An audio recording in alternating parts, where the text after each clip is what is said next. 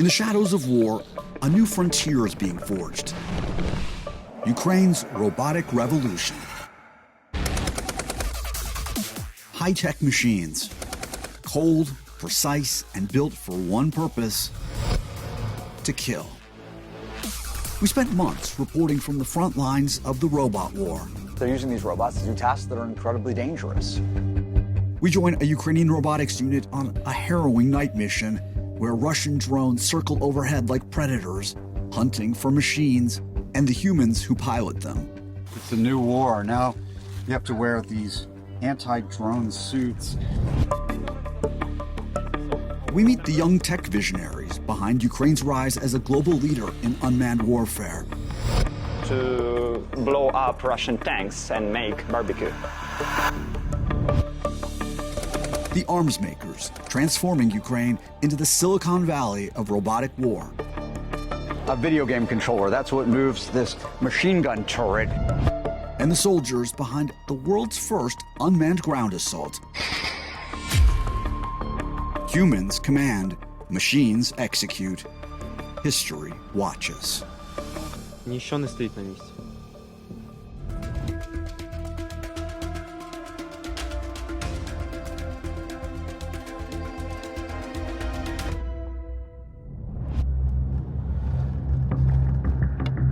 All was quiet for the moment in a city mostly abandoned, but still key logistically, strategically to Ukraine.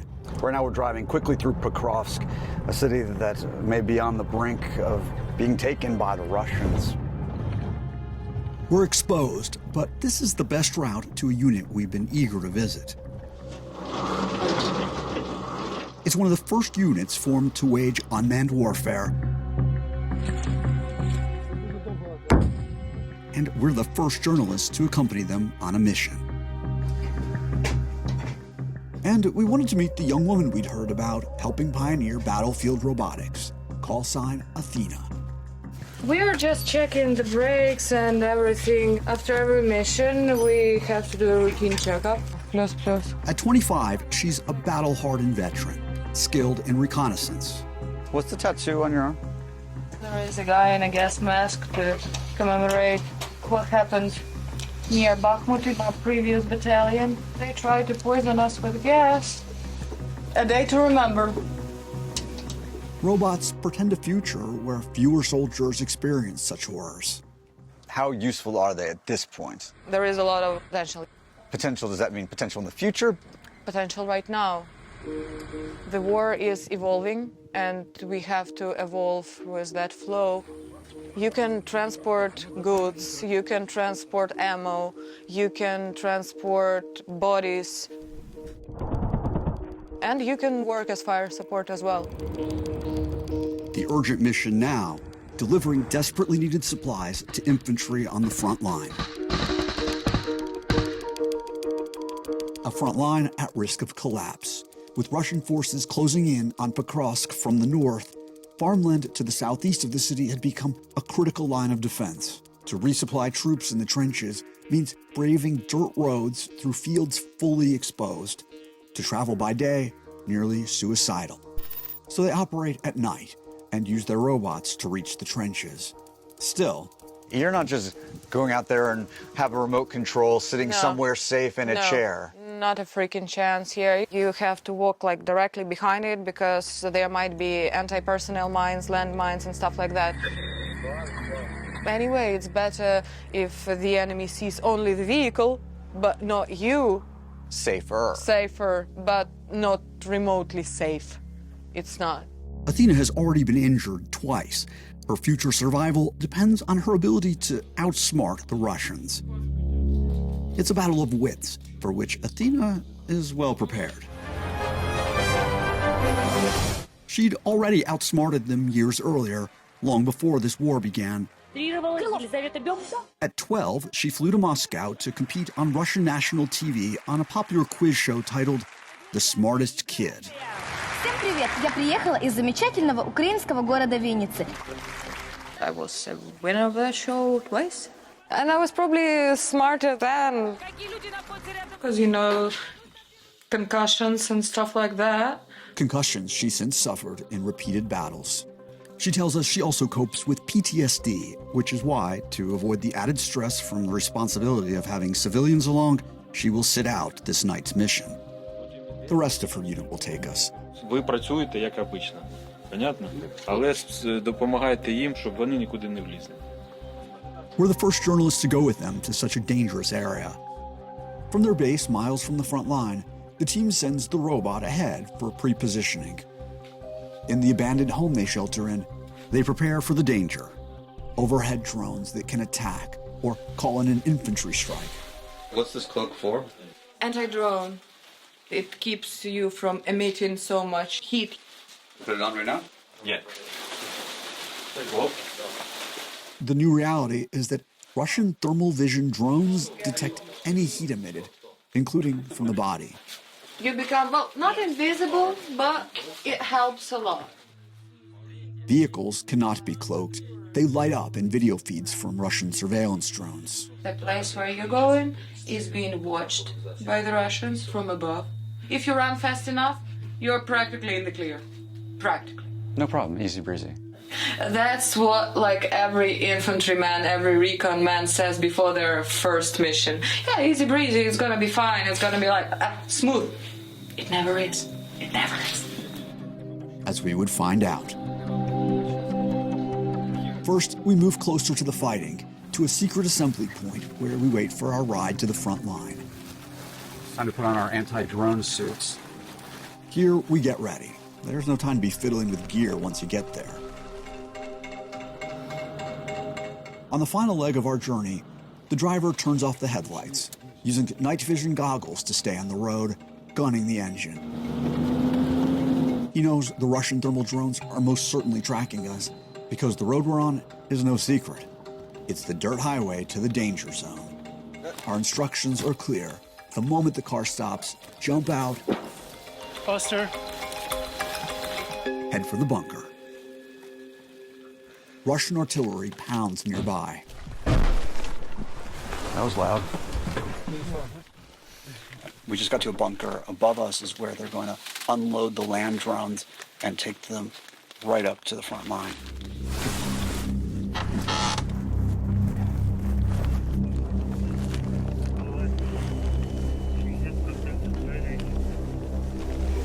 Unloading from the trailer puts them in a vulnerable position, so they work quickly. But pause at the unmistakable sound of a drone nearby. Sit down. A Russian attack drone? Unclear, but the sound goes away.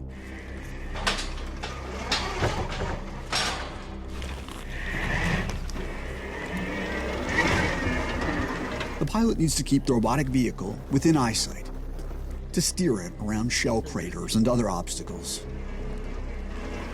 We can't accompany them to the forwardmost trenches. Too many heat-emitting bodies, too much of a risk. Which way? We're led to a different bunker to wait. We should be quiet, someone's sleeping. 45 minutes later, we're told the mission is complete. The truck to pick up the soldiers, the robot, and us is on its way. From the bushes, we watch as they start to attach the trailer, when suddenly, a mortar round. You okay? Yeah, I'm fine. It misses, but the driver of the truck takes off and cannot safely return. Instead, we must leave on foot, in pitch darkness, led by an intelligence officer up the road to another bunker a quarter-mile away, where we're picked up. It's 5 a.m. We just got back from the front line. I have to say, it wasn't quite what I was expecting. Robots, in essence, are a safety measure, right? But there's real danger out there for the people who are operating them. Serious danger. The next morning, an after-action debrief. The level of intensity was a lot higher than I expected. According to our military standards, it was relatively mild, but I understand where you're coming from. You know you have to keep going, because the very moment you stop, they're gonna spot you and they're gonna f you up. Wouldn't it be nice if you could do it from the safety of a bunker? Sure, and there's potential to do that as well, and we're working on it. More than a decade ago when you were on the show, Did you ever imagine that you would be fighting against Russia?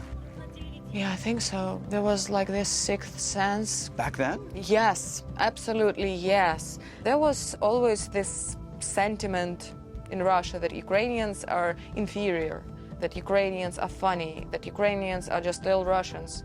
And then when Ukraine started fighting back, they were not expecting resistance. In the weeks after our time with the robotics team of the Da Vinci Wolves, their area was overtaken by the Russians. In the months after, the front line here collapsed. They and their battalion were forced to pull back. The bots, on terrain further west, battle on.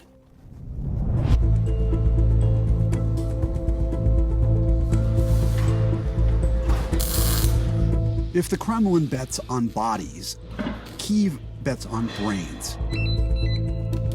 Ukraine's war robots are being created not by some top-down military-industrial complex.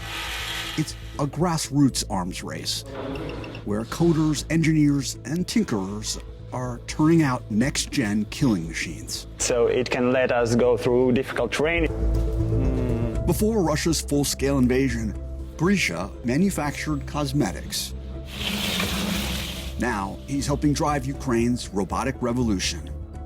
Antennas are flexible, so it can go through forests. These aren't prototypes. They're battle-tested machines. Fixed, improved, re-engineered, built on failures in the field and feedback from soldiers. They're cheap. Every brigade can afford it. The land drone's wheels get stuck in the mud? Swap them out. Rip them from toys if you have to. So we purchase hoverboard. We don't need anything but only wheels. Grisha oversees a dozen projects and a small army of wonderkins, some with advanced engineering degrees, all with a license to kill. Our aim here is to make a very cheap, efficient, and tough military ground drones. You've developed several types of unmanned ground vehicles. Yes, we've developed 6 models, and just 2 of them will go to serial production. Actually, it's starting right now. They're going into production. How many are you going to make? Well, about Mengel drones, it's about 100. What kind of drones? Mengel, it's Russian-Ukrainian word, which means barbecue. It blow up Russian tanks and make barbecue. And also, trenches. This video is from one of his units. It shows Mengel suicide drones manufactured in Grisha's warehouse, sneaking up, then blowing up. Land drones can pack a far bigger payload than aerial drones. And they're stealthy. When you are a FPV pilot and you're flying closer to the enemy side, they hear your motors and they hide. But when you come there with ground Mengel drone, they will see it in 20 meters. Around the length of a bowling lane. It will be too late to shoot it. It will be probably too late to run. I'm selling ground drones to soldiers who collect money for them from their families and friends. I'm selling drones mostly to volunteer organizations and charity foundations. If you have 10% profit, that's a holiday. Exploding Mengels cost around $3,000 each, less than a single artillery shell. They're fast, all 4 wheels motorized, allowing it to make a pretty sharp turn. Ready? Oh my God. Wow. And they also can move slowly. It's really important that you can go very slow through difficult terrain without getting into high speed. It's kind of like driving a remote control car. With a little practice, I could probably get good at this. Big crack in the pavement. You ready? Oh, it's nothing. Other projects push engineering to its edge, like turning robotic dogs into a soldier's eyes and ears on the battlefield. Robotic dogs, they could be widely used for reconnaissance mostly. What I've heard from my sources is that these robotic dogs, they're not that useful at the moment. That's why we are working with them. This right here, is this real? No, but it could be real very soon. We just need a dog which can carry a little bit more payload. If I do it, I will never tell you. Much of the work is in the shadows, hidden warehouses like this one all around Ukraine. What's the competition like? With top 5 manufacturers, we are in close contact all the time with some information, some inventions. You're sharing information? Yes, we are sharing it all the time. I don't share all tricks, all secrets. There are some test wheels. When not in his warehouse, Grisha is on the front lines, as is his father. Your father, he's a surgeon at a stabilization point near the front line. Yep. You're creating machines that kill. How do you feel about that contrast? Our aim here is very similar because I'm working to save lives of our defenders. Grisha brought us to a private event about an hour outside Kyiv. It's a gathering of the like-minded, something like a makeshift war tech festival. Here, Grisha fires up another of his unmanned warfare projects, artificial intelligence that locks drones onto their targets. We ride along for this demo. The target is his truck. The drone locks on and moves in, all at the push of a button.